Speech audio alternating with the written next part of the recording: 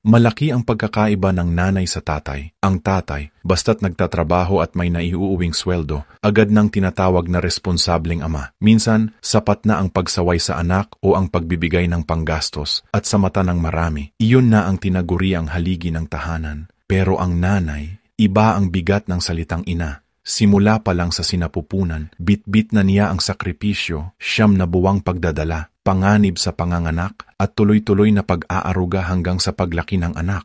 Kapag may sakit ang anak, siya ang nagbabantay. Kapag walang gana kumain, siya ang mag-aalok ng pagkain. Kapag may problema sa eskwela, siya ang magtatanong, mag-aalala, maghahatid, magsusundo, maglalaba, maglilinis, magluluto araw-araw. At higit sa lahat, siya ang tagapagtanggol ng buong pamilya. Pero minsan, sa isang pagkakamali lang o sa isang bagay na hindi niya nagampanan, madaling sabihin ng iba, irresponsableng ina. Habang ang tatay, kapag naibigay na ang pera, madalas si nanay pa rin ang mamomroblema kapag kinapos. At kahit may sakit siya, pipilitin pa rin niyang kumilos dahil para sa kanya, ang pagiging nanay ay hindi pwedeng ipos. Kaya saludo ako sa lahat ng ina. Hindi madali ang ginagawa ninyo, hindi madali ang sakripisyo. At higit sa lahat, hindi kailanman matutumbasan ang pagmamahal ninyo. Mabuhay ang bawat nanay. Kayo ang tunay na bayani sa loob ng tahanan.